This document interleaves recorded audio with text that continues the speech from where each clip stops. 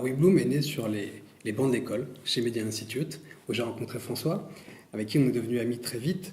On a aussi partagé à l'époque, et on partage toujours, des valeurs fortes autour du digital. D'ailleurs, pour l'anecdote, on a embêté nos amis très souvent à discuter de croissance digitale, d'API, longtemps après la fin des cours. Tout ça nous a rapprochés, et on a eu un déclic l'année dernière, quand l'étude de marché qu'on a menée a confirmé toutes nos hypothèses de départ, à savoir ce besoin de ROI qu'on pouvait avoir pour une agence lorsqu'on travaille avec elle.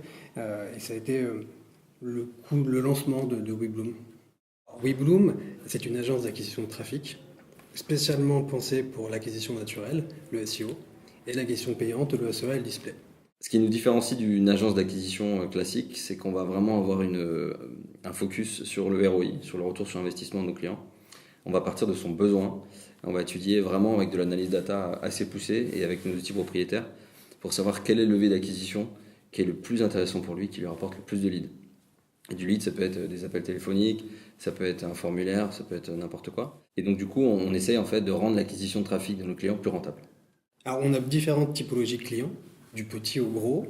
Ce qui est intéressant, c'est qu'une approche très pragmatique et centrée sur la performance pure et le ROI, finalement, peu importe la taille de l'entreprise, puisqu'on va aller chercher directement ce qui rend rentable des actions et ce qui permet à nos clients et à nous d'être satisfaits et de grandir ensemble. On a trois grands enjeux tirés de notre propre expérience et de ce qu'on voit aujourd'hui au quotidien. Et le premier enjeu, c'est la data et la rendre intelligible. Savoir l'utiliser pour actionner vraiment des campagnes payantes ou gratuites et aller chercher du ROI avec. On a beaucoup de data aujourd'hui qu'on voit chez nos clients qui ne sont pas utilisées, pas mises à disposition des reporting sur lesquels on ne pilote pas et on trouve que c'est dommage alors qu'elle existe. Donc c'est un des grands enjeux qui peut permettre de se différencier de la concurrence, on pense, quand on sait l'utiliser. Et au même titre que la data, c'est miser sur l'humain. Donc c'est bien d'avoir de la data et d'avoir accès à plein d'API dans tous les sens. Mais au final, les entrepreneurs de demain, ils auront toujours besoin de conseils et d'intelligence humaine pour interpréter cette data. Donc il ne faut pas oublier, à l'heure de l'intelligence artificielle, du machine learning et toutes ces choses qu'on entend, de ne pas oublier l'humain derrière ça. Et je pense que c'est aussi pour ça qu'on a créé l'agence. Mais c'est vraiment un conseil qu'on a donné et je pense que ce sera un des enjeux de demain. Rester humain malgré l'automatisation et la recherche. Totalement. Le troisième conseil, il va plus être lié à notre métier, c'est la mutualisation des leviers. Aujourd'hui, on déconseille à tous nos clients d'être Google ou Facebook dépendants.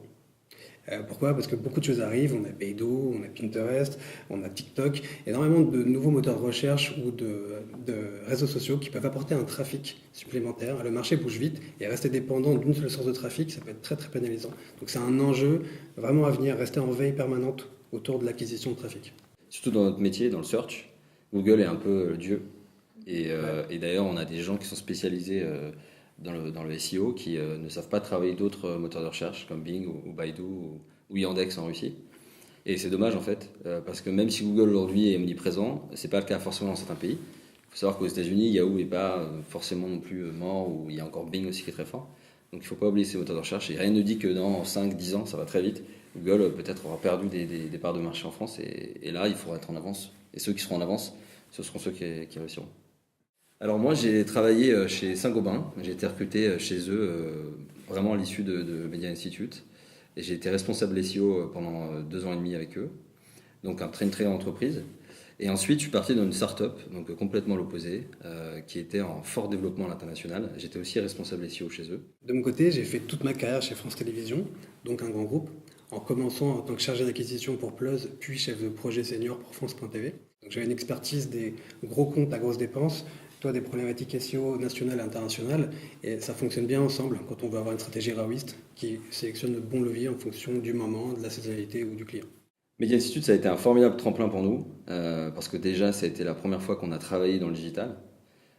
Et c'est ça qui nous a permis aussi de développer un réseau dans le digital, de se faire des amis, et puis de se rencontrer aussi. Donc sans Media Institute, on n'aurait pas créé cette agence. On a beaucoup aimé Media Institute parce que les cours en fait étaient très axés sur l'opérationnel, avec des études de cas très concrètes. Donc ça nous a permis d'être très opérationnel tout de suite quand on a commencé à travailler. Et puis aussi, dans les gens qui étaient dans notre promo et nous y compris, on a tous trouvé un CDI à l'issue de l'année, donc très vite.